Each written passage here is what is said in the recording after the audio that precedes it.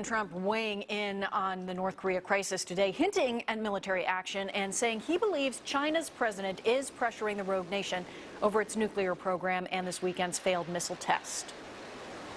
I would not be happy. If he does a nuclear test, I will not be happy.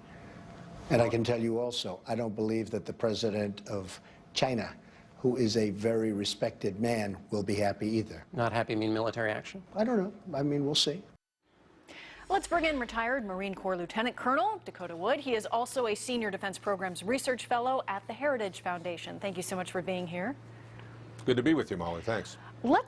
Starting here, President Trump is taking great pride in his flexibility in keeping things close to the vest, particularly when it comes to if he may or may not take any military action. So what does an unhappy President Trump actually mean? Well, I think it adds to the useful ambiguity, and I think that's a very positive thing, in that you're not telling your opponent, in this case North Korea, specifically what you will or won't do, but it certainly keeps the military option on the table. And other folks in the region like China, South Korea, Japan, and others have to take that into account. So nobody wants war, but they have to acknowledge that there is a potential for that. And so what that causes countries to do is redouble their diplomatic and economic initiatives to try to keep North Korea from launching war missiles or certainly more nuclear tests. On Fox News Sunday today, Chris Wallace had a fascinating one-on-one with H.R. McMaster, the National Security Advisor, of course, for the president. Right. Take a listen to this exchange. President Trump said this week that we could end up, his words, in a major conflict with North Korea. And hours later, Saturday morning, North Korea conducts another ballistic missile launch. Isn't that a deliberate provocation to this president? Isn't that open defiance? It is open defiance. It's open defiance of the international community.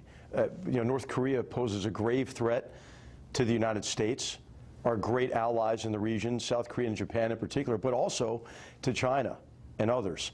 And so what's important, I think, is for all of us to confront this regime that is pursuing the weaponization of a missile with a nuclear weapon. So we just heard the Lieutenant General there talking about open defiance, and this is a president that does not appreciate open defiance. Is there less of a tolerance with this administration for, despots and rogue regimes than we saw in previous administrations? And what does that mean going forward?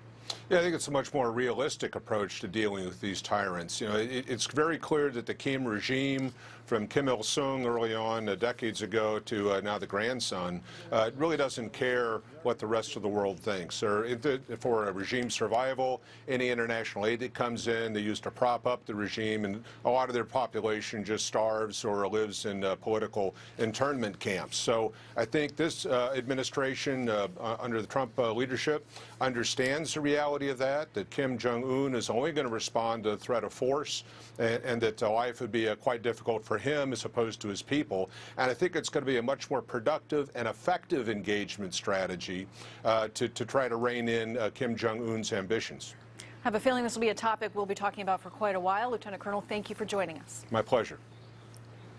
Well, that press conference now ongoing about the deadly storms that have slammed eastern Texas. Let's listen to Governor Greg Abbott of Texas.